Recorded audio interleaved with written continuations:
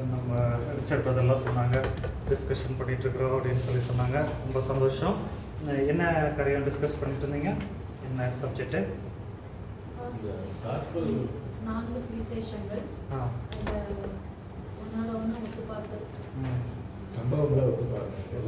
நான்கு சுவிசேஷத்தை கம்பேர் பண்ணி பார்த்து டிஸ்கஸ் பண்ணிட்டு இருந்தீங்க. ஓகே, ரொம்ப சந்தோஷம். என்ன டிஸ்கஸ் பண்ணதுனால என்ன கண்டுபிடிச்சிங்க? என்ன காரியம் கற்றுக்கொண்டீங்க புதுசாக?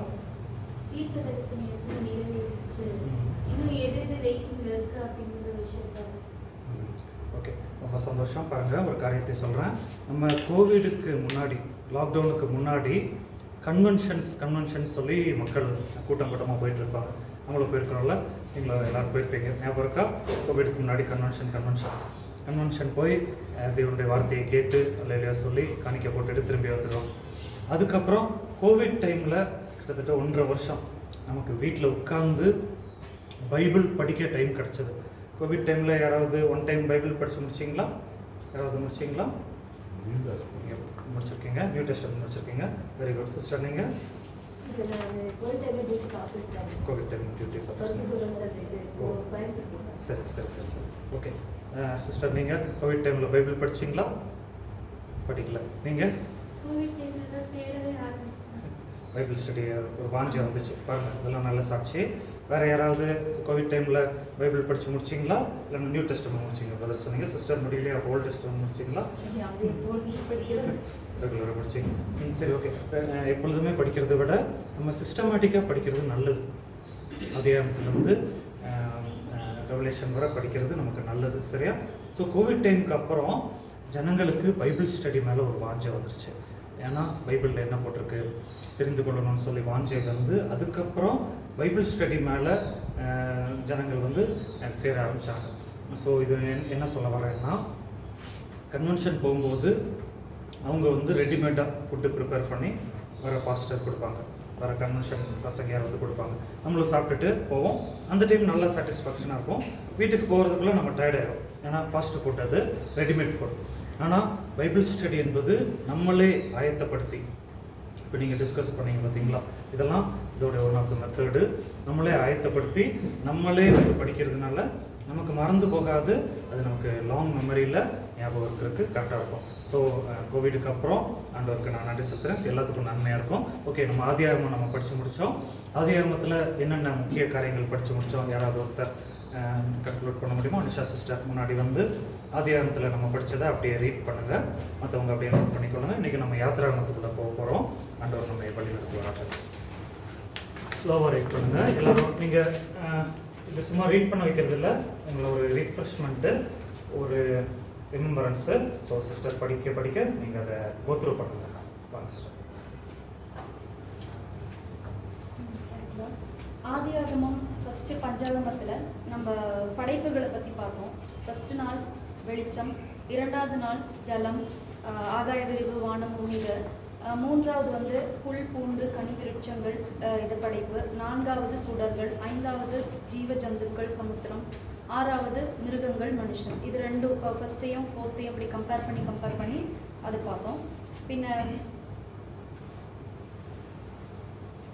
ஆணும் பெண்ணுமாக சிருஷ்டித்தார் அப்படிங்கிற ஒரு வசனம் மூலமாக ஆதாம் வந்து ஒரு மனுக்குலத்திலேருந்து, அதாவது ஆதாம் மூலமாக ஏவாளை பிரித்தெடுக்கப்பட்டார் அப்படிங்கிற ஒரு தெளிவு இதில் பார்த்தோம். அடுத்து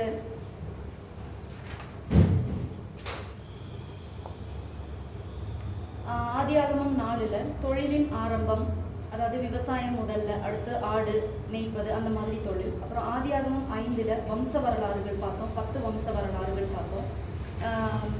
ஆதாமின் வம்ச வரலாறு, நோவாவின் வம்ச வரலாறு, நோவாவின் குமாரரின் வரலாறு, சேமின் வம்ச வரலாறு, தேராகின் வம்ச வரலாறு, இஸ்மவேலின் வம்ச வரலாறு, ஈசாக்கின் வம்ச வரலாறு, ஏசாவின் வம்ச வரலாறு, யாக்கோவின் வம்ச வரலாறு, இதெல்லாம் பார்த்தோம். அது வந்து ஆதியாகமத்தின் சுருக்கம் அப்படின்னு சொல்லலாம். அடுத்து நிம்ரோத் யார்? பலத்த வேட்டைக்காரனான நிம்ரோத், அவரை பற்றி ஆதியாகமம் 10:6 பார்த்தோம். அதாவது கர்த்தருக்கு விரோதமானவன் தான் நிம்ரோத். இவன் தான் பாபேல் கோபுரத்தின் தலைவன். பாபேல் கோபுரத்தை கட்டினதவன் தான். அப்போ ஆதியில் மிகப்பெரிய பட்டணத்தை கட்டினது நிம்ரோத். அந்த இடத்துல தான் பாஷை பிரிந்தது. அடுத்து லாஸ்ட்டாக வந்து ஃபேமிலி ஆஃப் அப்ரஹாம், இது ரொம்ப முக்கியம். அதாவது எப்படி தோன்றுச்சு அப்படின்ட்டு டேராலேருந்து இது ஒரு நம்ம கிளாஸ் ஒர்க் மாதிரி இந்த கிளாஸ் பார்த்தோம். ஆரோன், நாகோர் இதை வந்து நம்ம கம்பேர் பண்ணி யார் யாருடைய வாரிசு அப்படிங்கிறத ஃபுல்லாகவுமே பார்த்துருக்கோம். ஸோ இது வரைக்கும் நம்ம ஆதியாகமம் ஃபுல்லாக complete. Okay, very good. So ஆதியாகமத்தில் ஏதாவது டவுட்ஸ் இருக்கா? யாருக்காவது டவுட் இருக்கா? நீங்கள் வீட்டில் படிச்சிருப்பீங்க, ஒருத்தர் பண்ணியிருப்பீங்கன்னு நினைக்கிறேன். ஆதியாகமம் டவுட் இல்லைன்னா நம்ம யாத்திராகமத்துக்குள்ளே போகலாம். ஓகே, யாத்திராகமத்தில் எடுத்தவங்க நீங்கள் வாசிங்க. 1ஆம் அதிகாரம் 5 முதல் 1ஆம் அதிகாரம் 5 முதல் 8 வரை வாசிங்க. 1ஆம் அதிகாரம் 5 முதல் 8 வரை.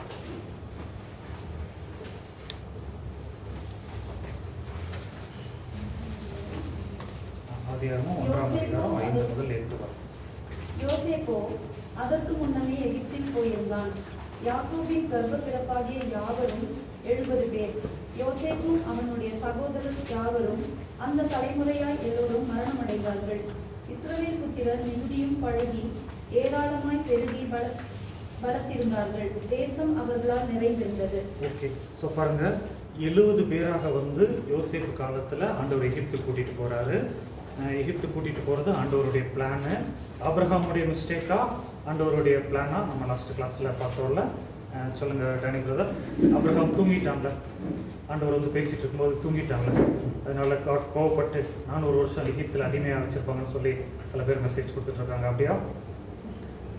அந்த கதை தெரியுமா? காட் வந்து ஆபிரகாம் கிட்ட பேசுவார். அந்த டைம் ஆபிரகாம் தூங்கிடுவார். தூங்கினதுனால பெரிய காட் பேசிகிட்டு இருக்கும்போது நீ தூங்கிட்டு இருக்கிற, அதனால 400 வருஷம் சந்ததி அடிமையாக இருப்பாங்கன்னு சொல்லி வசனம் இருக்கு தெரியுமா? அது வாசிங்க ஃபஸ்ட்டு. ஆதியாகமம் 15ஆம் அதிகாரம். ஆதியாகமம் 15ஆம் அதிகாரத்தில் அதை வாசிக்கும் போது உங்களுக்கு இன்னும் நல்லா புரியும். ஸோ எல்லாமே ஒரு கண்டினியூஷனாக இருக்கும். அதை 15ஆம் அதிகாரம் ஆபிரகாம் தூங்கின இடத்துல வாசிங்க. 15:16 வாசிங்க. 15:15 வாசிங்க. நீ சமாதானத்தோடே உன் பிதாக்களிடத்தில் சேருவாய், நல்ல முதிர் வயதிலே அடக்கம் பண்ணப்படுவாய். அதுவா? 15 வாசிங்க. 4ஆம் தலைமுறையிலே அவர்கள் இவ்விடத்திற்கு திரும்ப வருவார்கள், ஏனென்றால் எமோரியருடைய அக்கிரமம் இன்னும் நிறைவாகவில்லை என்றார். சூரியன் அஸ்தமித்து காரூரில் உண்டான பின்பு இதோ புகைக்கிற சூளையும் அந்த தூண்டல்களின் நடுவே கடந்து போகிற அக்கினி ஜுவாலையும் தோன்றின.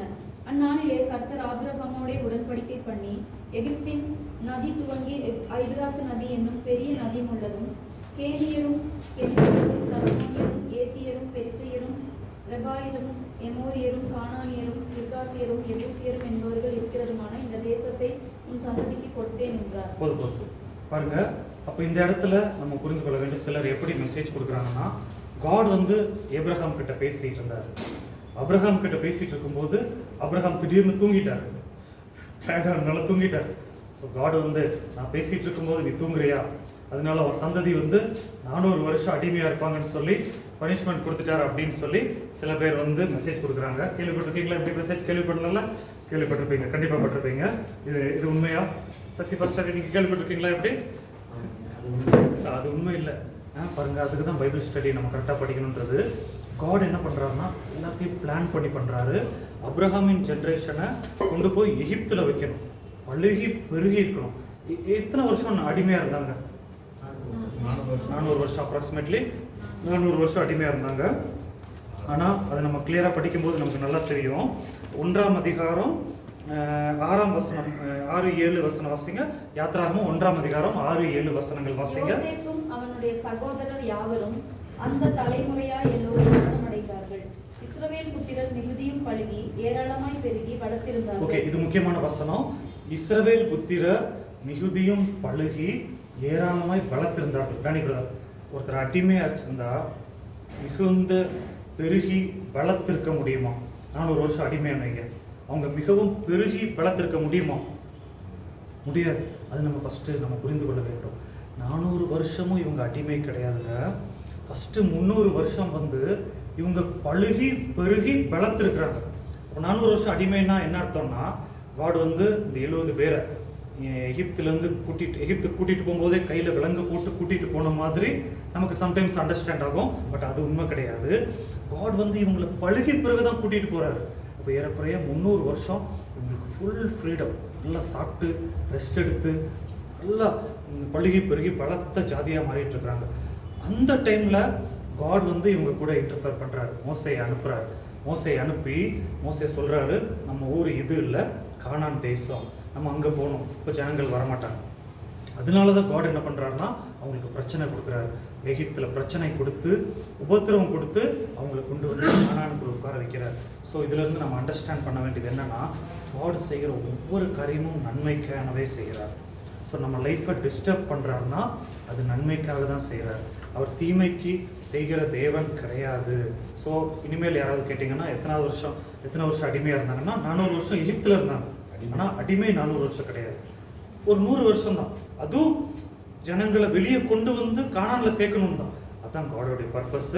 இதை நம்ம புரிந்து கொள்ள வேண்டும். அதுக்கப்புறம் 8ஆம் வசனம் மறுபடியும் வாசிங்க. 1ஆம் அதிகாரம் 8ஆம் வசனம். யோசேப்பை அறியாத புதிய ராஜன் ஒருவன் எகிப்தில் தோன்றினான். இது ஒரு முக்கியமான வசனம். ஸோ இவங்க பழுகி பெருகி பரத்திருக்கும் போது, ஆனால் ஆண்டவருடைய பிளானு இவங்க வந்து கானான் தேசத்துக்கு வரணும்னு சொல்லி பிளான். அதனால என்ன பண்றாருன்னா யோசேப்பை அறியாத புதிய ராஜனை தோன்ற பண்றாரு. அப்போ வந்து பார்க்கும்போது இஸ்ரவேல் ஜனங்கள் நிறைய பேர் இருக்கிறாங்க, எகிப்தியரை விட நிறைய பேர் இருக்கிறாங்க. அப்போ இவன் விசாரிக்கிறான், பழைய ஆட்கள் கிட்ட விசாரிக்கிறான், யார் இவங்க அப்படின்னு விசாரிக்கும் போது பழைய ஆட்கள் சொல்றாங்க, இவங்க யோசேப்புன்னு ஒருத்தர் மூலமாக வந்து இங்கே குடியேறினாங்க, இன்னைக்கு வந்து 10 ஜாதி ஆயிட்டாங்க. அப்போ அவங்க டிஸ்கஸ் பண்றாங்க. அப்போ நம்ம இவங்களை விட்டு வச்சிட்டோம்னா இவங்க வந்து நம்மை விட பெரிய ஆளாயிருவாங்க, நமக்கு வந்து ப்ராப்ளம் வந்துடும் அப்படின்னு சொல்லி இவங்களை ஒடுக்கணும்னு சொல்லி அதுக்கப்புறம் தான் என்ன நடக்குதுன்னா ஒடுக்க ஆரம்பிச்சு பிரச்சனை நடக்குது. இது நம்ம அண்டர்ஸ்டாண்ட் பண்ண வேண்டும். ஸோ காட் என்ன பண்ணுறாருன்னா அதுக்கப்புறம் மோசஸை பிறக்க வைக்கிறார். மோசஸை பிறக்க வைத்து இது பண்ணுறாரு. ஸோ இது நம்ம எப்படி அண்டர்ஸ்டாண்ட் பண்ணணும்னா, நம்ம பார்வையில் பார்க்கும்போது ஒரு மூவி பார்க்குற மாதிரி நினைத்துக்கொள்ளுங்க. மூவி வந்து இடையில பிரச்சனை இருக்கும், அதே போல் இஸ்ரவேல் மக்களுக்கு பிரச்சனை. ஆனால் லாஸ்ட்டில் மூவி எப்படி முடியும்? சந்தோஷமாக முடியும். ஹீரோ வந்து வின் பண்ணிடுவார்.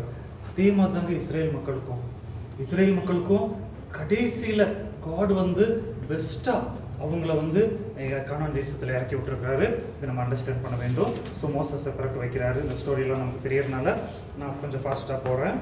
ஸோ மோசஸ் கிட்ட காட் கேட்குறாரு, என் பேர் என்ன அப்படின்னு சொல்லி மோசஸ் கேட்குறாரு. காட் ஒரு ஆன்சர் பண்ணுறாரு. அதை வாசிங்க. 6ஆம் அதிகாரம் 1 முதல் 3 வரை வாசிங்க. 6ஆம் அதிகாரம் 1 முதல் 3 வரை வாசிங்க. கர்த்தர் மோசேயை நோக்கி, நான் பார்வோனுக்கு செய்வதை இப்பொழுது காண்பாய். பலத்த கையை கண்டு அவர்களை போகவிட்டு பலத்த கையை கண்டு அவர்களை தன் தேசத்திலிருந்து துரத்தி விடுவான் என்றார். மேலும் தேவன் மோசேயை நோக்கி, நான் யெகோவா சர்வ வல்லமையுள்ள தேவன் என்னும் நாமத்தினால் நான் ஆபிரகாமுக்கும் ஈசாக்கும் யாக்கோபுக்கும் தரிசனமானேன். ஆனாலும் யெகோவா என்னும் என் நாமத்தினால் நான் அவர்களுக்கு அறியப்படவில்லை. இதில் முக்கியமான பாயிண்ட் இது. ஸோ காட் வந்து மோசஸ் வந்து கேட்குறாரு, உங்களுடைய பேர் என்ன அப்படின்னு சொல்லி கேட்கும்போது காட் ஒரு காரியத்தை சொல்கிறாரு. என் பேர் வந்து யெகோவா அப்படின்னு சொல்லி சொல்கிறாரு. முதலியாக மோசஸ்க்கு வெளிப்படுத்துகிறார் இந்த நாமத்தை. அப்போ ஆபிரகாமுக்கு எந்த நாமத்தில் வெளிப்படுத்தினாருங்க? சர்வ வல்லமை உள்ள தேவன். ஸோ அப்ரஹாம் கேட்கும்போது காட் நீங்கள் யார் அப்படின்னு கேட்கும்போது நான் ஆல்மைட்டி காட், சர்வ வல்லமை உள்ள தேவன் அப்படின்னு சொல்லி சொல்கிறார். ஆனால் எகோவன்னு சொல்லி சொல்லலை. எழுதிக்கோங்க. சர்வ வல்லமை உள்ள ஆல்மைட்டினா என்ன அர்த்தம்னா, சர்வ வல்லமை உள்ள தேவன்னா மேலே தேவன் வல்லமை படைத்தவர் அப்படின்னு அர்த்தம்.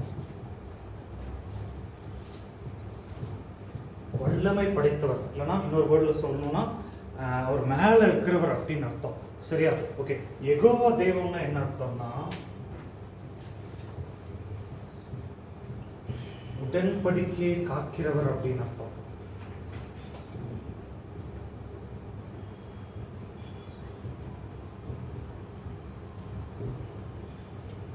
சர்வ வல்லவர்னா அவர் மேல இருக்கிறவர் அப்படின்னு அர்த்தம்.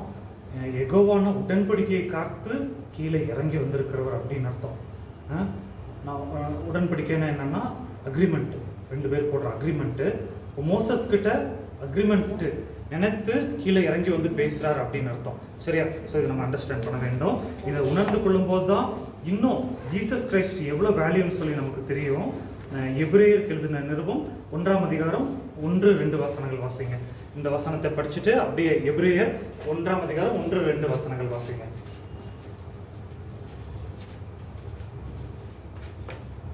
எபிரேயர் 1ஆம் அதிகாரம் 1-2 வசனங்கள். பூர்வகாரங்களில் பங்கு பங்காகவும் வகை வகையாகவும் தீர்க்கதரிசிகள் மூலமாய் பிதாக்களுக்கு திருவுளம் பண்ணின தேவன் இந்த கடைசி நாட்களில் குமாரன் மூலமாய் நமக்கு திருவுளம் பண்ணினார். இவரை சர்வத்திற்கும் சுதந்திரவாளியாக நியமித்தார். ஓகே. இவரை கொண்டு உலகங்களை உண்டார். ஓகே, பாருங்க, இதுல ஒரு பெரிய அர்த்தம் இருக்கிறது. பூர்வ காலங்களில் பங்கு பங்காகவும் வகை வகையாகவும் பிதாக்களிடம் பேசிய தேவன் அப்படின்னா என்ன அர்த்தம்னா, அப்ரஹாம் கிட்ட காட் என்ன வார்த்தையில பேசியிருக்கிறாரு? சர்வ வல்லவர். அப்ரஹாமுக்கு எகோவானா தெரியுமா? தெரியாது. மோசஸ் கிட்ட என்ன சொல்லியிருக்கிறாரு? எகோவா. ஆனாலும் அது ஃபுல் வெளிப்பாடு இல்லை. ஆனா கடைசி காலத்துல ஜீசஸ் மூலமாக ஃபுல் வெளிப்பாடை நமக்கு தந்திருக்கிறார். இதோடைய வேல்யூ நம்ம புரிந்து கொள்ள வேண்டும். அப்படின்னு நம்ம பார்க்க போனா அப்ரஹாமை விட நமக்கு நிறைய தெரிஞ்சிருக்கு, மோசஸை விட நிறைய தெரிஞ்சிருக்கு. ஏன்னா அப்ரஹாமுக்கு, ஈசாக்கு, யாக்கோபுக்கு எகோவானா யாருன்னு தெரியாது. ஸோ காட் முழுசும் சொல்லலை, பங்கு பங்காகவும் வகை வகையாகவும். ஆனால் கடைசி நாட்களில் முழுவதும் வெளிப்படுத்தியிருக்கிறார். இதை நம்ம அண்டர்ஸ்டாண்ட் பண்ண வேண்டும். ஸோ காட் என்ன பண்ணுறாருன்னா, மோசேக்கு தன்னை வெளிப்படுத்தி ரிட்டர்ன் கொண்டு வர்றாரு. ஸோ மோசையை பற்றி கொஞ்சம் நம்ம படிக்க வேண்டும். எடுத்துக்கொள்ளுங்க, அப்போஸ்தலர் நடவடிக்கைகளில் ஸ்தேவானின் பிரசங்கம், அப்போஸ்தலர் 7ஆம் அதிகாரம் எடுத்துக்கொள்ளுங்க. 7ஆம் அதிகாரத்தில் ஸ்தேவான் வந்து மோசையை பற்றி சொல்கிறாரு. வாசிங்க, 7ஆம் அதிகாரம் 20-21 வசனங்கள் வாசிங்க. அக்காலத்திலே மோசே பிறந்து திவ்ய சௌந்தரியம் உள்ளவனாய் இருந்து 3 மாதம் அளவும் தன் தகப்பன் வீட்டிலே வளர்க்கப்பட்டான். அவன் வெளியே போட்டு விடப்பட்ட போது பார்வோனுடைய குமாரத்தி அவனை எடுத்து தனக்கு பிள்ளையாக வளர்த்தாள். வாக்கிலும் செய்கையிலும் வல்லவனான அந்த வசனம், இந்த வசனம் சிஸ்டர் 22 நினைக்கிறேன். 22 வாசிங்க. எகிப்தியருடைய சகல சாஸ்திரங்களிலும் கற்பிக்கப்பட்டு வாக்கிலும் செய்கையிலும் வல்லவனானான். ஓகே, மோசஸை பற்றி நம்ம கண்டிப்பாக படித்து கொள்ள வேண்டும். மோசே வந்து திக்குவாயனா திக்குவாயன் இல்லையா?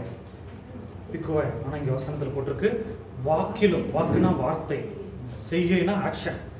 வாக்கிலும் செய்கையிலும் வல்லவனானான்னு சொல்லி போட்டிருக்கு. அப்படின்னா என்ன அர்த்தம், என்ன மீனிங் தெரியுமா? மோசஸ்க்கு ஃபஸ்ட்டு 40 வருஷம் மோசஸ்க்கு திக்குவாய் இல்லைங்க. மோசே வாழ்க்கையை, மோசே லைஃப் வந்து 120 வருஷம், சரியா? அப்போது முதல் 40 இயர்ஸ் வந்து மோசஸ் எங்கே இருக்கிறாரு? அரண்மனை. Very good. அரண்மனையில் இருக்கிறாரு. அரண்மனையில் இருக்கும்போது மோசஸுடைய வாய் வந்து திக்கு கிடையாது. வாக்கு, செய்கை. என்ன அர்த்தம்னா, மோசஸ் நல்லா தெளிவாக பேசுவார், அதிகாரம் உடையவராக பேசுவார். செய்கைனா ஆக்ஷன் எடுப்பார், அடி, யாராவது தப்பு பண்ணால் அடி. ஸோ மோசஸ் வந்து ஃபஸ்ட்டு 40 இயர்ஸ் வந்து வாயிலையும் ஸ்டடியாக இருந்துச்சு, கையும் வந்து ரொம்ப ஆக்டிவாக இருந்துச்சு. அது மாத்திரமல்ல, எகிப்திய எல்லா இதில் வல்லவனான எகிப்திய சாஸ்திரங்கள்,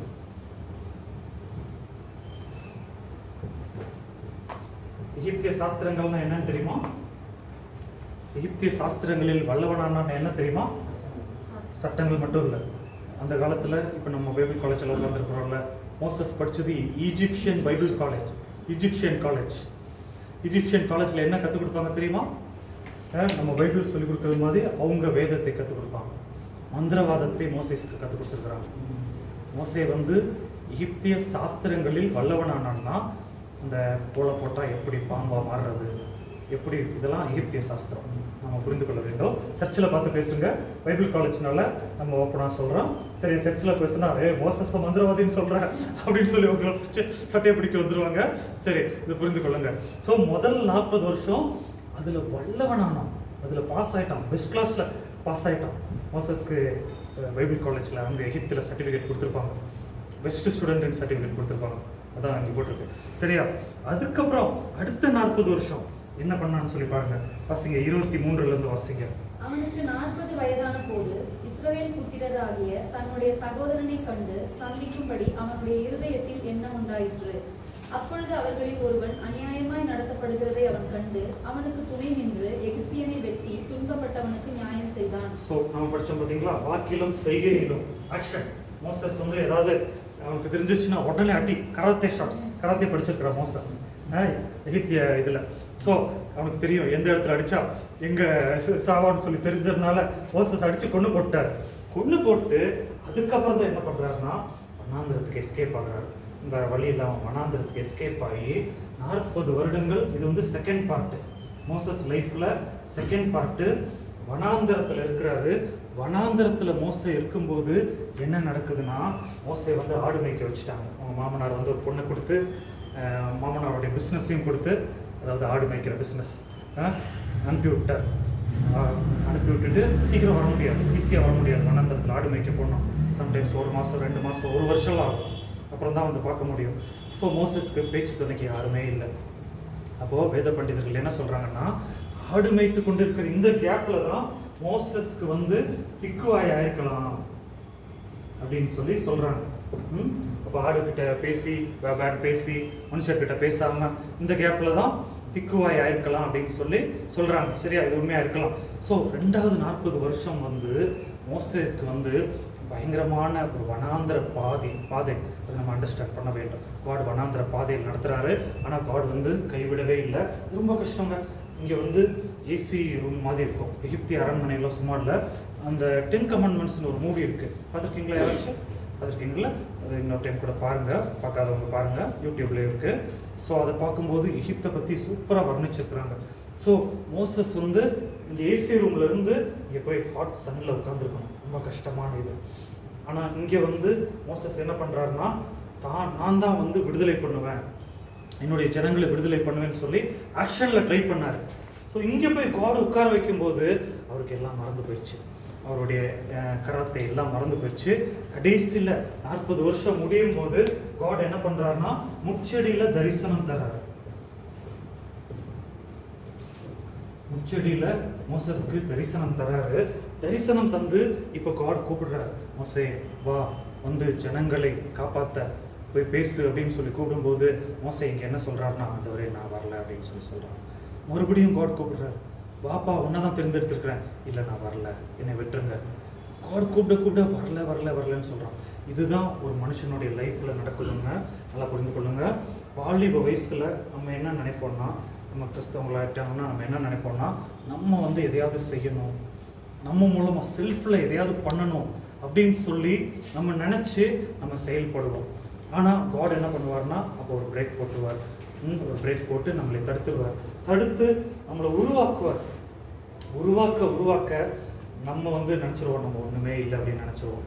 நம்மளுடைய பெருமை, நம்மளுடைய நான் என்கிற அகம்பாவம் எல்லாம் போய் ஆனால் நம்ம மறந்துடுவோம், ஊழியத்துக்கு கூப்பிட்டதே மறந்து அந்த டைம் காட் கூப்பிடும்போது நான் வரலாம்ன்றவரே என்னை விட்டுருங்க, நான் வந்து எனக்கு இது இல்லை, கான்ஃபிடென்ஸ் இல்லை, என்னை விட்டுருங்க அப்படின்னு சொல்லி நம்ம சொல்லுவோம். மோசஸ் சொன்ன மாதிரி சொல்லுவோம். இப்போ காட் என்ன பண்ணார், மாற்றிட்டாரா? மோசையை மாற்றிட்டாரா? எப்படி மாற்றலை? பார்த்தீங்களா? அதான் நம்ம புரிந்து கொள்ள வேண்டும். காட் வந்து ஒருத்தரை தெரிந்து கொண்டான். இவர் மூலமாக தான், ஃபார் எக்ஸாம்பிள் டேனி பிரதர் மூலமாக தான் சலிவேல் பகுதி ரசிக்கப்படும் அப்படின்னு எழுதி வச்சுருந்தாருன்னா, டேனி பிரதர் எங்கே ஓடினாலும் சலிவேலுடைய ப்ராஜெக்டை டேனி பிரதர் கையில் தான் கொடுத்துருப்பாராங்க. மெராஜியில் யார்? மெராஜி மேத்தியா? ஓகே. ஸோ மேத்தி கையில் மாற்றி விட மாட்டாராமா அந்த ப்ராஜெக்டை. அதான் பைபிள் கரெக்டான பிரின்சிபல்.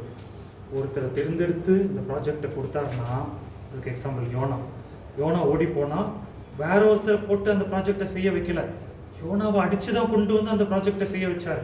அதுவரை அந்த ப்ராஜெக்ட் என்ன ஆகும்னா பெண்டிங் லிஸ்ட்டில் இருக்கும், ஒர்க்கு பெண்டிங்கில் இருக்கும். அது நீங்கள் புரிந்து கொள்ளுங்கள். ஸோ மோசஸ் வரலன்னு சொன்னாலும் இல்லை நீ தான் வந்தாகணும்னு சொல்லி பல இதை கொடுத்து கடைசியில் என்ன பண்ணுறாருன்னா, கடைசி 120 வருடங்கள் வந்து 80லேருந்து 120 வருடம் வந்து மோசே ஒரு பெரிய லீடராக இங்கே செயல்படுறாரு. இதுதான் ஆண்டவருடைய பிளான். சரியா? ஒரு மிகப்பெரிய லீடர். இந்த 40 வருடங்கள் ஜனங்களை வழி நடத்தி சொல்றாரு. ஸோ இந்த 40 வருடங்களுக்காக காட் இந்த 2 பார்ட்டாக மோசஸை உருவாக்கி எல்லாமே தெரியும் அப்படின்னு சொல்லி உருவாக்கியிருக்கிறாரு. ஸோ இங்கேயும் நீங்கள் பைபிள் காலேஜில் ஒரு சிலர் உட்காந்துருக்குறீங்க. நீங்கள் உலகத்தில் நிறைய காரியங்கள் கற்றுக்கொண்டு வந்து பைபிளில் உட்காந்துருக்குறீங்க. ஸோ ஃபஸ்ட்டு பார்ட் நீங்கள் முடிச்சிருப்பீங்க. ஃபஸ்ட்டு பார்ட் முடித்து நீங்கள் நினைப்பீங்க, நம்மளுடைய பேச்சினால் நம்ம செஞ்சிடலாம், நம்மளுடைய ஆக்ஷன்னால பணபலத்தினால ஓட முடியலை அப்படின்னு பாட்டெல்லாம் இருக்குல்ல, அப்படி செஞ்சிடலாம்னு நினச்சிருப்பீங்க. பட் காட் வந்து முடியாதுன்னு சொல்லி செகண்ட் பார்ட் உங்களை கொண்டு வந்து பைபிள் காலேஜ்குள்ளே போட்டிருக்கிறாரு. கஷ்டமாக தான் இருக்கும். எல்லா சாட்டர்டே போகணும், லீவ் போட்டு வரணும்ல சிஸ்டர், லீவ் போட்டு வரணும், வேறு போக முடியாது, வெளியே போக முடியாது, சம்டைம்ஸ் கஷ்டமாக தான் இருக்கும். ஆனால் ஆண்டவர் மத்தியில் ஒரு பெரிய பிளான் வைத்திருப்பார். இந்த பார்ட்டில் லீடராக உங்களை வழி நடத்த பெரிய பிளான் வைத்திருப்பார். ஸோ மோசஸ் வந்து சாதாரண லீடர் இல்லை. மோசஸ் செஞ்ச சில சாதனைகள் சொல்லுங்க பார்ப்போம். மோசஸ் செய்த சாதனைகள் இல்லை. மோசையோட சாதனைகள் சொல்லுங்க. செங்கடலை பிளந்தது. ஓகே, அற்புதங்கள் வந்து ஒரு பெரிய சாதனை. Very good. அடுத்தது ஜனங்களை வழிநடத்தினார். ஜனங்களை வழிநடத்தினார். லீடராக ஜனங்களை வழிநடத்தினது பெரிய சாதனை. அடுத்தது இன்னொரு மெயின் இதை மிஸ் பண்ணி 10 வாதைகள். 10 வாதைகள் அதெல்லாம் அற்புதங்களுக்குள்ள வந்துடும். நியாயப்பிரமாணத்தை பெற்றுக் கொடுத்தது மோசேங்க. அதுதான் மெயின். மோசேனாலே நியாயப்பிரமாணம் ஞாபகம் வந்துடும். நியாயப்பிரமாணத்தை கொண்டு வந்தது மோசே. ஸோ மோசே வந்து இஸ்ரவேல் மக்களுக்கு கடவுளுக்கு அடுத்தது, காடுக்கு அடுத்தது மோசஸை யாராவது தப்பாக பேசினா வெட்டி போட்டுருவாங்க இஸ்ரேலில் போய். ஸோ அந்த அளவுக்கு மோசையை ஆண்டவர் வந்து ஆசீர்வதிச்சு வைத்திருக்கிறாரு. ஸோ இதன் மூலம் நான் என்ன சொல்ல வரேன்னா, நமக்கும் தேர்ட் பார்ட் இருக்குது, தேர்ட் இன்னிங்ஸ் இருக்குது லைஃப்பில். நமக்கு ஃபர்ஸ்ட் இன்னிங்ஸ் செகண்ட் இன்னிங்ஸ் போயிடுச்சுன்னு சொல்லி கவலைப்படாதீங்க. இன்னொரு லைஃப் காட் வச்சிருக்கிறாரு, நம்ம பிளானில் வைத்திருக்கிறாரு. இதை அண்டர்ஸ்டாண்ட் பண்ணிக்கொள்ளுங்க. இதில் ஏதாச்சும் டவுட்ஸ் இருக்கா? நீங்கள் ஏதாவது பாயிண்ட்ஸ் ஆட் பண்ண இதில் இருக்கா? இதில் எந்த டவுட்டும் இல்லைன்னா அடுத்தது பாருங்கள், 12ஆம் அதிகாரத்துக்கு வாங்க. 12ஆம் அதிகாரத்தில் தேவன் வந்து பஸ்கா ஆட்டுக்குட்டி மூலமாக ஜனங்களை விடுவித்து கொண்டு போகிறார். இதை நம்ம அண்டர்ஸ்டாண்ட் பண்ண வேண்டும். 12ஆம் அதிகாரத்தில் ஏற்கனவே லாஸ்ட்டு நீங்கள் எழுதியிருக்கிறீங்க, பழைய பாட்டில் மறைந்திருக்கும் இயேசுன்னு சொல்லி அசைன்மெண்ட்டில் எழுதியிருக்கிறீங்க, ஞாபகம் இருக்குல்ல? ஸோ பஸ்கா மூலமாக ஆட்டுக்குட்டியானவர் எப்படி மறைந்திருக்கிறாங்க ஃபாஸ்ட்டாக சொல்லுங்கள். பஸ்கா பண்டிகை மூலமாக எப்படி மறைந்திருக்கிறாரு? ஆட்டுக்கடாவாக இருக்கிறார். ஸோ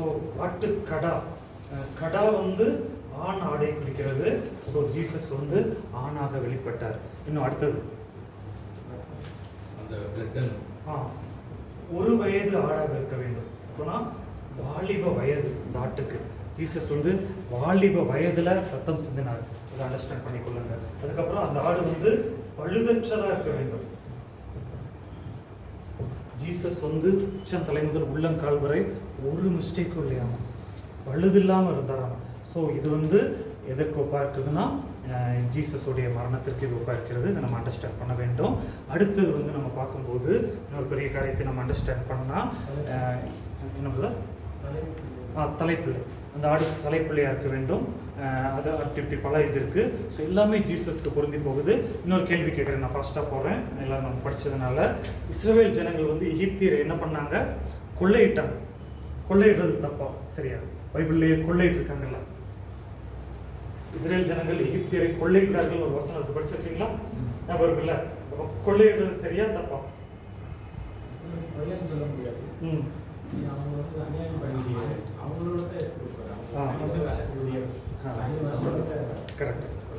கரெக்ட் பிரதர், கரெக்டான பாயிண்ட் சொல்லிட்டாங்க பின்னாடி பிரதர்ஸு. அப்போ கொள்ளைன்னு சொல்ல முடியாது. இவங்க அடிமையாக இருந்திருக்கிறாங்கல்ல, அடிமையாக சம்பளம் இல்லாமல் வேலை வாங்கி பார்த்துருக்குறாங்கல்ல. காட் வந்து இப்போ அவங்கள பயமுறுத்த வச்சு அதுக்கு வட்டியை முதலமாக வாங்கி கொடுக்குறாரு. ஸோ இதை நம்ம அண்டர்ஸ்டாண்ட் பண்ணணும். ஊழியத்துக்கு நம்ம வந்தோம்னா, காடுக்காக எதையாவது செஞ்சோம்னா, நம்ம நஷ்டம் அடைஞ்சாலும் காட் பின்னாடி ஆசீர்வதிப்பார். எந்த நஷ்டம் படாமல் ஆண்டவர் பாதுகாத்து கொள்ளுவார். இதை நம்ம அண்டர்ஸ்டாண்ட் பண்ண வேண்டும். ஸோ அது கணக்கு கரெக்டாக வைப்பாராம். காடோடைய கணக்கு வந்து தனி கணக்கு. அதை அண்டர்ஸ்டாண்ட் பண்ணிக்கொள்ளுங்க. கடைசியில் என்ன பண்ணுறாங்கன்னா, எகிப்திய ஜனங்களை வந்து வனாந்திரத்தில் முக்கி விடுறாங்க. வனாந்திரத்தில் முக்கி அவங்கள கொள்ளையடிக்க வைக்கிறாங்க, அவங்கள சாகடித்து விட்டு இவர்களை கூட்டி கொண்டு போகிறாங்க. இதை நம்ம அண்டர்ஸ்டாண்ட் பண்ண வேண்டும். இந்த வனாந்திர பிரயாணம் வந்து எதற்கு ஒப்பாக இருக்குதுன்னா, நம்மளுடைய ஆவிக்குரிய பிரயாணத்திற்கு இது ஒப்பாக இருக்கிறது. எடுத்தவங்க நீங்கள் வாசிங்க. 1 கொரிந்தியர் 10ஆம் அதிகாரம். 1 கொரிந்தியர் 10ஆம் அதிகாரம் 1, 2 வசனங்கள், 3 வசனங்கள் 5 வரை வாசிங்க. 1 கொரிந்தியர் 10ஆம் அதிகாரம் 1 to 5 வரை வாசிங்க.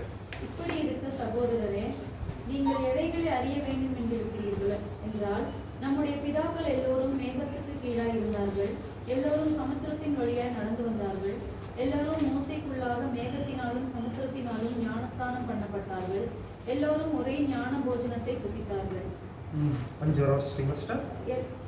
எல்லோரும் ஒரே ஞானபானத்தை குடித்தார்கள், எப்படியெனில் அவர்களோடு கூட சென்ற ஞான கண்மலையின் தண்ணீரை குடித்தார்கள். அந்த கண்மலை கிறிஸ்துவே. அப்படி இருந்தும் அவர்களில் அதிகமான பேர்களிடத்தில் தேவன் பிரியமாய் இருந்ததில்லை. ஓகே, அந்த கண்மலை கிறிஸ்துவே நம்ம புரிந்து கொள்ள வேண்டும். ஸோ இவர்களுடைய வனாந்தர பிரயாணத்தை பார்க்கும்போது நம்ம எப்படி பார்க்கணும்னா, நான் ஃபஸ்ட்டு எப்படி பார்த்துட்டு இருந்தேன்னா, ஏதோ அவங்க வந்து 10 கமாண்ட்மெண்ட்ஸ் எக்ஸோடஸ் மூவி பார்க்குற மாதிரி பார்த்துட்டு இருந்தேன். இஸ்ரவேல் ஜனங்கள் கிராஸ் பண்ணுறாங்க, சில பேர் முக்கி போகிறாங்க, வனாந்தரத்தில் போகிறாங்க, வர்றாங்க அப்படின்னு சொல்லி. ஆனால் காட் வந்து என் கண்களை திறந்தாருங்க. கண்களை திறக்கும்போது இஸ்ரவேலருடைய வனாந்தர பிரயாணம் தான் இன்னைக்கு நம்மளுடைய லைஃப் ஹிஸ்ட்ரி, நம்மளுடைய ஆவிக்குரிய பிரயாணம். அதை நம்ம அண்டர்ஸ்டாண்ட் பண்ணணும். ஏற்கனவே சொல்லியிருக்கிறேன், இருந்தாலும் நான் ஷார்ட்டாக சொல்கிறேன். புதுசாக சிலர் வந்திருக்கிறீங்க. பிரதர் புதுசாக வந்திருக்கிறீங்களா? ரெகுலராக வருவாங்களா? பின்னாடி இருக்க பிரதர், பின்னாடி பிரதர் ரெகுலராக வருவீங்களா? ஓகே ஓகே ஓகே, ரொம்ப சந்தோஷம். வாங்க. ஸோ பாருங்கள், இது நம்ம ஷார்ட்டாக சொல்கிறேன், நீங்கள் அண்டர்ஸ்டாண்ட் பண்ணிக்கொள்ளுங்க. எகிப்து வந்து எதை குறிக்கும் ஆவிக்குரியதில்? எகிப்து வந்து எதை குறிக்கிறது ஆவிக்குரிய பிரகாரம்? பாவம். பாவம். உலகம். உலகம் சொன்னால் பாவம் அடங்கும். எகிப்து வந்து உலகத்தை குறிக்குதுங்க. உலகம் வந்து பாவத்தால் நிறைந்திருக்கிறது. உலகம் வந்து நம்மளை இழுக்கும். ஸோ இஸ்ரேல் ஜனங்கள் எங்கே இருந்தாங்க? எகிப்தில் இருந்தாங்க. எகிப்தில் அடிமையாக இருந்தாங்க. இது நம்ம அண்டர்ஸ்டாண்ட் பண்ண வேண்டும். இஸ்ரவேல் ஜனங்கள் வந்து, இஸ்ரவேல் வந்து எதை குறிக்கும்? இஸ்ரேல் ஜனங்கள் வந்து எதை குறிக்கும்னா தேவ பிள்ளைகளை குறிக்கும். யார் வந்து இவர்களை அடிமையாக வச்சிருந்தாங்க? யார் அடிமையாக வச்சிருந்தாங்க? பார்வோன். பார்வோன் வந்து ஆவிக்குரிய பிரகாரமா யாரை குறிக்கும் தெரியுமா? பிசாசு. ஸோ இஸ்ரவேல் ஜனங்கள் எகிப்தில் பார்வோன் மூலமாக அடிமையாக இருந்தது போல நம்ம தேவ பிள்ளைகளாகிய நாம் ஒரு காலத்தில் உலகமாகிய பிசாசோடைய ராஜ்யத்தில் அடிமையாக இருந்தோம். இது நல்லா தெளிவாக புரிஞ்சிருச்சுல்ல? புரிஞ்சது. காட் இப்போ என்ன பண்ணுறாருன்னா, யாரை அனுப்புகிறாரு? இவங்களை விடுதலை ஆக்குறது யாரை அனுப்புகிறாரு? மோசே அனுப்புகிறாரு. மோசே யாரை குறிக்குதுன்னா தேவ மனிதர்களை குறிக்கிறது. பாஸ்டராக இருக்கலாம், பைபிள் டீச்சராக இருக்கலாம், பக்கத்து வீட்டு விசுவாசியாக இருக்கலாம், பாஸ்டர், விசுவாசி எக்ஸட்ரா. சந்திரன் பாஸ்டர் முதல்ல யார் உங்களுக்கு பெண்ணு சரியா எழுதாதா? உங்களுக்கு இல்லையா? யார் லீடர்? யார் பைபிள் காலேஜ் லீடர்? யார் யாரை தெரிஞ்சிருக்கோம்? நேத்தி சிஸ்டர். ஓகே, சரி. ஸோ சந்திரன் பாஸ்டர், உங்களை முதல்ல சுவிசேஷம் அறிவிச்சது யார் உங்களுக்கு? Empty Thomas. எம்டி சாமுவேலோட அண்ணனா? Okay okay. ஸோ பாருங்க, சந்திரன் பாஸ்டர் லைஃப்பில் எம்டி சாமுவேலோட அண்ணன் தான் மோசஸ். ஏன்னா எகிப்தில் இருந்தாங்க, நீங்கள் உலகத்தில் இருந்துருக்கிறீங்க ஒரு காலத்தில். எம்டி சாமுவேல் அவங்க எம்டி தாமஸ் வந்து மோசே மாதிரி கொண்டு வந்து எகிப்திலேருந்து விடுதலையாக்கி விட்டுட்டாங்க. ஸோ எல்லார் லைஃப்லேயும் ஒருத்தர் இருப்பாங்க. நிஷா சிஸ்டர், உங்கள் லைஃப்பில் யார் முதல்ல சுவிசேஷம்? சித்தப்பா. சித்தப்பா தான் மோசஸ். டேனி பிரதர், உங்கள் லைஃப்பில் முதல்ல உங்களுக்கு கைட் பண்ணது? கைட் பண்ணது பிறந்தே கிறிஸ்டின் ஃபேமிலி தான் பிறந்தோம். ஆனால் எனக்கு வந்து வேதத்தின் வெளிச்சத்தை வந்து நியூ காஸ்பல், ஓல்ட் காஸ்பல் அது ஃபுல்லாக கட்டினது வந்து ஜஸ்டின் இந்தியா. ஜஸ்டின் இந்தியா அவரோட பழைய ஒரு வீடியோ ஒரு 1/2 பார்த்தேன். ஒரு 50 கொரோனாவுக்கு 14 பழைய ஒரு வீடியோவில் உடன்படிக்கை பற்றி பேசுகிறேன். பழைய உடன்படிக்கை, புதிய உடன்படிக்கை. அந்த வீடியோ வந்து பைபிளை வேறு மனதில் பார்க்கணும். சரி சரி, வெரி குட். பிரதர் உங்களுக்கு பாருங்கள், இது நல்ல லைவ் எக்ஸாம்பிள். பிரதருடைய லைஃப்பில் டேனி சார் தான் வந்து மோசஸ் எகிப்திலேருந்து வெளியே கொண்டு வர்றாங்க. ஸோ எல்லார் லைஃப்லையும், உங்கள் லைஃப்பில் யார் மோசஸ்? பாட்டி. Very good very good. Brother பின்னாடி நீங்கள் உங்கள் லைஃப்பில் யார் மோசஸ்? பாஸ்டர் ரோய். பாஸ்டர் ரோய் வந்து மோசஸ். உங்கள் லைஃப்பில்? கோவாவில் இருந்து. ஓகே. ஸோ எல்லார் லைஃப்லேயும் ஒருத்தங்க வருவாங்க. வந்து எகிப்திலேருந்து இவங்க விடுதலையாக்கி, மோசையோட வேலை என்னன்னா எகிப்திலேருந்து விடுதலையாக்கி கொண்டு வந்து டேரெக்டாக கானானுக்குள்ள கூட்டு போய் மாட்டாங்க. வனாந்திரத்தில் கொண்டு வந்து விட்டுட்டு போயிடுவாங்க. சரியா? வனாந்திரம், வனாந்திரம் பிரயாணம். சரியா? வனாந்திர பிரயாணம் வந்து இப்ப நமக்கு பாடுகள் நிறைந்த லைஃப்.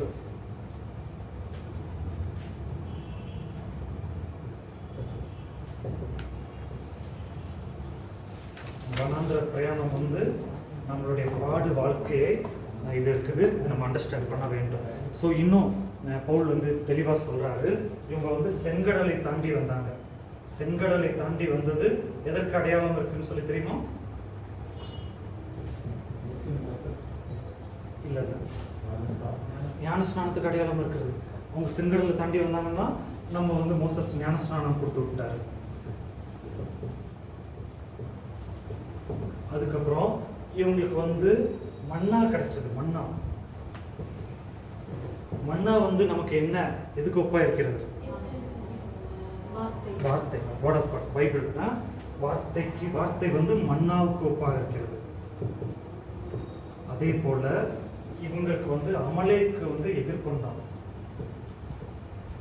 அமலேக்கு யுத்தத்துக்கு வந்தால நம்ம வாசிக்கிறோம்ல, அமலேக்கு வந்து எதிர்கொப்பா இருக்கிறது சோதனை. இல்லைன்னா அமலேக்குன்னா என்ன அர்த்தம்னா வலி விலக செய்கிற ஆவி. சரியா? நம்மளை டைரக்டா போக விடாதபடி டைவர்ட்டிங் ஸ்பிரிட், வலி விலக செய்கிற ஆவி.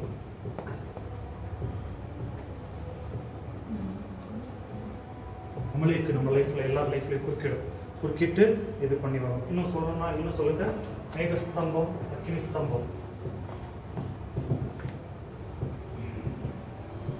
இது எதை குறிக்கிறது? மேகஸ்தம்பம், அக்கினி ஸ்தம்பம் எதை குறிக்கிறது? பரிசுத்த ஆவியானவரை குறிக்கிறது. சரியா? மேகஸ்தம்பம், அக்கினி ஸ்தம்பம் வந்து பரிசுத்த ஆவியானவர்.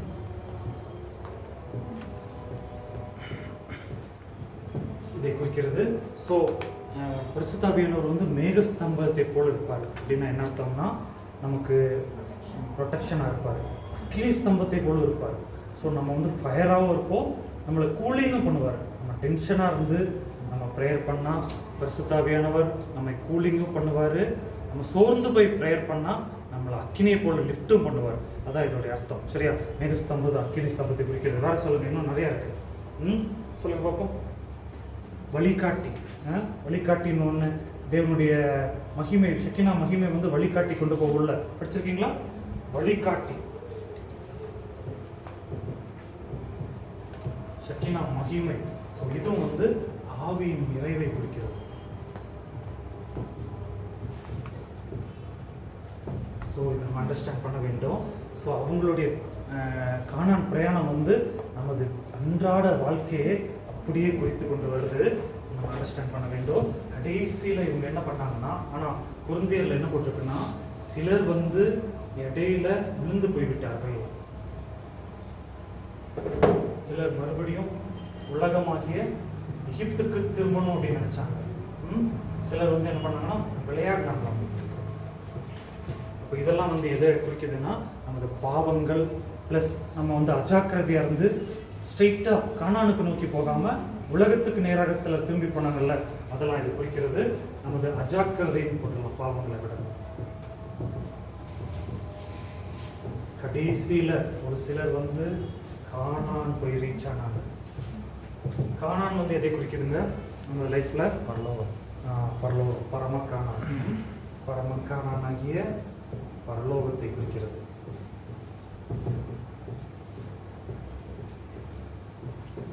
ஸோ உலகத்திலேயே இருக்க வேண்டும் என்பது காடோடைய பிளான் அல்ல.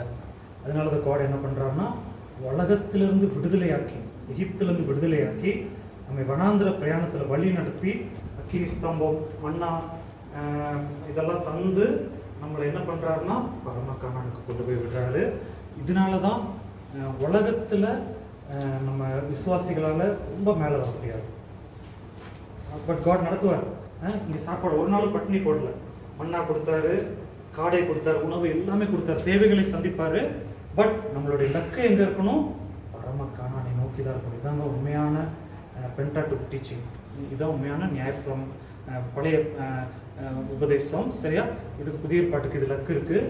இதை மீறி சில பேர் பேசுவாங்க. என்ன சொல்லுவாங்கன்னா, நமக்கு எல்லாமே உலகத்தில் தான் இருக்குது. எகிப்தில் தான் எல்லாமே இருக்குது. பல பேர் பேசுவாங்க. எகிப்திலேருந்து வந்தாச்சு, காட் நடத்துவார். காட் ஆசீர்வதிக்கிறது எப்படி இருக்கும் தெரியுமா? எகிப்தில் இவங்க என்ன சாப்பிட்டாங்கன்னு சொல்லி தெரியுமா? ஒரு வசனத்தில் இவங்க சொல்கிறாங்க, காடையா எகிப்தில் காடை சாப்பிடலாம். எங்களுக்கு வெள்ளரிக்காய்களையும் பூண்டுகளையும் வெங்காயமோ அங்கே சாப்பிட்டோமே, வனாந்தரத்தில் வெங்காயம் கிடைக்கலையே, பூண்டு கிடைக்கலையே, வெள்ளரிக்காய் கிடைக்கலையே, அப்படிதான் இவங்க புலம்புனாங்க. காட் என்ன சொன்னாருன்னா, நான் காடை தர்றேன் அப்படின்னு சொல்லி காடை தந்தாரு. காடை அதை நம்ம வாசிக்கும் போது ரொம்ப ஆச்சரியமா இருப்பாங்க. கர்த்தருடைய கை குறுகி இருக்கிறதோ அப்படின்னு சொல்லி சொன்னாரு. காடை நிரப்பிட்டு இந்த பக்கத்தில் ஒரு நாள் பிரயாணமாமா, இந்த பக்கத்தில் ஒரு நாள் பிரயாணமாமா, 2 முழம் நினைக்கிறேன், 2 ஃபீட் ஹைட்டு. ஸோ இப்படி நடந்தால் ஒரு நாள் ஃபுல்லாக நடந்தால் நம்ம ஒரு 10 கிலோமீட்டர் நடப்போம்னு வைத்துக்கொள்ளுங்க. இப்படி நடந்தால் 10 கிலோமீட்டர், 25 கிலோமீட்டர் அப்ராக்சிமேட்டில் வைத்துக்கொள்ளுங்க. அப்போ 25 கிலோமீட்டர்னா இங்கேருந்து எங்கே வர பிரதர்? கேரளா ரோட்டில் சொல்லலாம், பந்தலூர். ஓகே, கூடலூர் டவுன்லேருந்து பந்தலூர் வர நம்ம நடந்து போய் 2 அடிக்கு 2 மீட்டர், இவ்வளோ என் ஹைட்டுக்கு காடை ஃபுல்லாக இருந்துச்சுன்னா அது எவ்வளோ ஆசீர்வாதம் பார்த்தீங்களா? காடு கொடுக்குற ஆசீர்வாதம் இதுதாங்க. நம்ம தேடி போகிற ஆசீர்வாதம் வெள்ளரிக்காய், வெங்காயம், பூண்டு, அதான் அவங்க சொல்லிட்டு இருக்கிறாங்க. அதெல்லாம் நாங்கள் மிஸ் பண்ணுறோங்க. பூண்டெல்லாம் மிஸ் பண்ணுறாங்களோ அவங்க சொல்கிறாங்க. காடு சொல்கிறாரு, உனக்கு மன்னாவை தருகிறேன், காடையை தருகிறேன். இது நம்ம அண்டர்ஸ்டாண்ட் பண்ண வேண்டும். அப்போது இதை ப்ராஸ்பரிட்டி காஸ்பல் நான் எப்படி புரிந்து கொள்கிறேன்னா, காட் நமக்கு நிறைய மணி தருவாங்க, ஆனால் அதுக்கு நம்ம முதலாளி கிடையாது. நம்ம மேனேஜர்னா வேற, முதலாளியே நம்ம இல்லை. நமக்கு ஊழியத்துக்கு தேவையான அமௌண்ட்டு காட் தருவார், பட் நம்ம அதற்கு முதலாளி கிடையாது. எக்ஸாம்பிள் சொல்லணும்னா, நாங்கள் ட்ரஸ்ட்டு ஸ்டார்ட் பண்ணியிருக்கிறோம், ஆஃபீஸ் போட்டிருக்கிறோம். ஜனவரியிலேருந்து 4th மந்த் ஆயிடுச்சு. ஸோ ஃபஸ்ட்டு கேல்குலேட் பண்ணும்போது ஆஃபீஸ்க்கு சென்னையில் 50,000 rupees மந்த்லி எக்ஸ்பென்ஸ் ஆச்சு. நான் யோசித்தேன், நம்ம எக்ஸ்பென்ஸ் போக 50,000 மந்த்லி ஆஃபீஸ்க்கு கொடுக்க முடியுமா அப்படின்னு சம்டைம்ஸ் யோசித்தேன் போடும்போது. ஆனால் 3 month ஆயிடுச்சு, 4th month வந்துருச்சு. காட் அதை சந்திச்சுட்டு இருக்கிறாரு. கடன் இல்லாமல் அற்புதமாக சந்திச்சு வச்சுருக்காங்க. ஸோ 50,000 மந்த்லி எக்ஸ்ட்ரா எடுக்கிறது இப்போ எனக்கு பெரிய விஷயம் தான், பட் காட் அதற்குள்ளே நடத்துகிறார். நான் பார்த்துக்கிறேன், நீங்கள் இது பண்ணு அப்படின்னு சொல்லி. ஸோ ஆனால் என் மைண்டு மணியில் போகாதபடி நான் பார்த்துக்கிறேன். நான் டைட் பண்ணிட்டு வச்சுருக்கேன். நல்லா புரிந்து கொள்ளுங்க, காட் ஆசீர்வதிக்கிறது காடையில் பயங்கரமாக ஆசீர்வதிப்பார். நம்மளே தேடி போகிறது எகிப்தியாகிய ஆசீர்வாதத்துக்கு தேடி போவோம். அதை நம்ம அண்டர்ஸ்டாண்ட் பண்ண வேண்டும். இதில் ஏதாச்சும் டவுட்ஸ் இருக்கா? டவுட்ஸ் இல்லைல்ல. ஸோ இதுதான் நம்ம நியாயப்பிரமாணத்துடைய ஒரு ஷார்ட்கட். இதை நம்ம புரிந்து கொள்ள வேண்டும். அதுக்கப்புறம் காட் என்ன பண்ணுறாருன்னா, கட்டளைகளை கொடுக்குறாரு. 10 கட்டளைகளை கொடுக்குறாரு. அந்த கட்டளைகள் எடுங்க. யாத்திராகமம் 21ஆம் அதிகாரத்தில் 10 கட்டளைகள் எடுத்து வாசிங்க.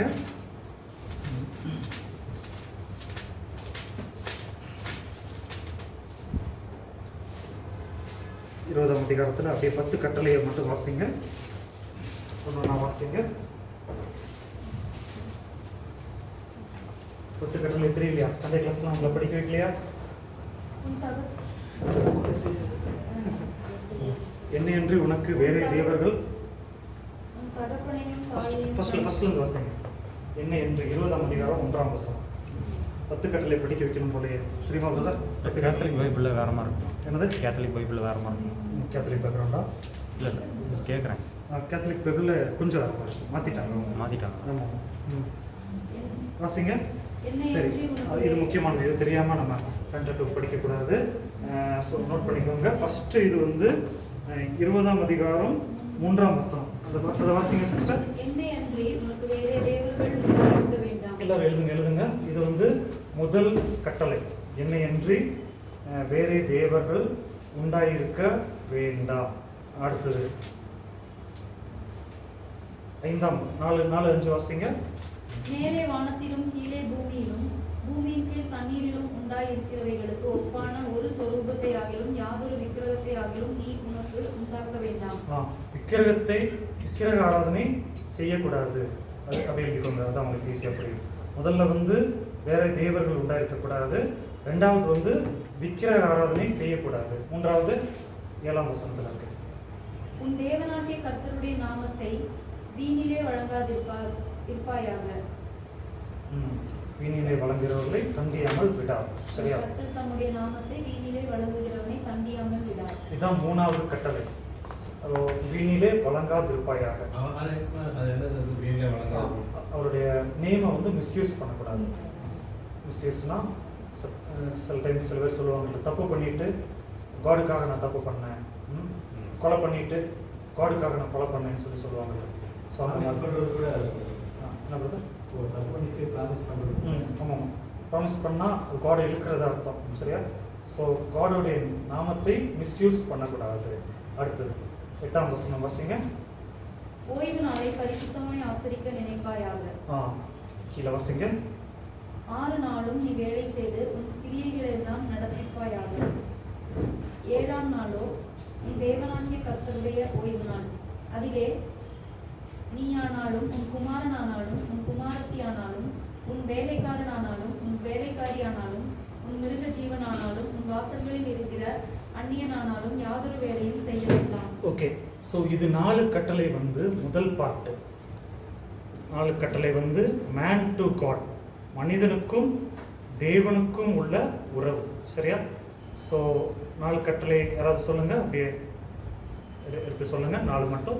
வேறே தேவர்கள் வேண்டாம், ஆராதனை செய்யாதிருப்பாயாக, ஆசரிப்பாயாக. ஓகே, ஸோ இது 4 வந்து நம்ம மீறினோம்னா காடுக்கு விரோதமாக பாவம் செய்கிறோம் அப்படின்னு சொல்லி அர்த்தம். மனிதன் தேவனுக்கு விரோதமாக பாவம் செய்கிறான்னு சொல்லி அர்த்தம். அடுத்தது 5வது வாசிங்க. 5ஆம் கட்டளை கொலை செய்யாதிருப்பாயாக. 12 வாசிங்க. கர்த்தர் உனக்கு கொடுக்கிற தேசத்திலே உன் நாட்களை நீடித்திருப்பதற்கு உன் தகப்பனையும் உன் தாயையும் கனம் பண்ணுவாயாக. தகப்பனையும் தாயையும் கனம் பண்ணுவாயாக வந்து 5ஆம் கட்டளை. எழுதி கொள்ளுங்க. தகப்பனையும் தாயையும் கனம் பண்ணுவாயாக, இது 5ஆம் கட்டளை. அடுத்தது 6ஆம் கட்டளை. எழுதி கொள்ளுங்க. கொலை செய்யாதிருப்பாயாக, இது வந்து 6ஆம் கட்டளை. அடுத்தது விபசாரம் செய்யாதிருப்பாயாக, இது வந்து 7ஆம் கட்டளை. அடுத்தது 8 களவு செய்யாதிருப்பாயாக, களவு செய்யாதிருப்பாயாக, இது வந்து 8ஆம் கட்டளை. அடுத்தது பிறனுக்கு விரோதமாய் பொய் சாட்சி சொல்லாதிருப்பாயாக, பொய் சாட்சி சொல்லாதிருப்பாயாக, இது வந்து 9ஆம் கட்டளை. அடுத்தது பிறனுடைய வீட்டை இச்சியாதிருப்பாயாக, இச்சியாதிருப்பாயாக, பிறனுடைய பொருட்களையும் போட்டுக்கோங்க, அப்போ எல்லாத்துக்கும் வரும். இச்சியாதிருப்பாயாக, இது வந்து 10ஆம் கட்டளை. 10 வந்துருச்சுல்ல மொத்தம்? ஓகே, அப்போ 5 முதல் 10 வரை இந்த 6 கட்டளை வந்து மேன் டு மேன்,